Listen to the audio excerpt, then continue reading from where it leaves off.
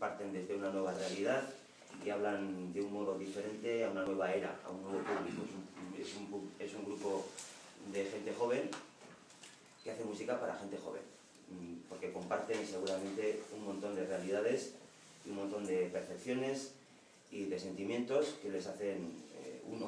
les unen alrededor de la música. El Xian tiene el gran valor de haber sabido construir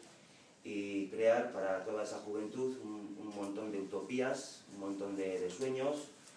un montón de emblemas y casi himnos, ¿no? Vamos a decir, que se lo plantean de un modo muy coherente, sabiendo que las utopías son utopías, pero al fin y al cabo ayudan para echar para adelante, ¿no? Que lo que al fin y al cabo en la edad más temprana, cuando el rock and roll se hace más evidente y cuando en una época como la que vivimos las grietas del sistema se están abriendo, el rock and roll y Xian en este caso tiene una predominancia y tiene un sitio muy claro desde el cual hablar a toda esta juventud. Es un poco lo que ellos trabajan, con una idea musical muy amplia, muy colorista, los vientos, el ritmo,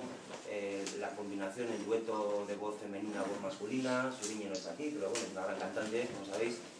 y con mucho talento y que combina muy bien los momentos fuertes, los momentos dulces.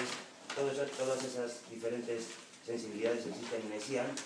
y Xian también pertenece a una época nueva, en el caso de nuestra compañía, una época a partir de la cual nosotros miramos a lo que hacemos y lo que nos rodea y las ligaduras alrededor de todo nuestro alrededor de una manera diferente. Xian es uno de los grupos que más nos ha ayudado en ese sentido, que ha entendido perfectamente cuál es la idea que nosotros deseamos trabajar y que han puesto de alguna manera,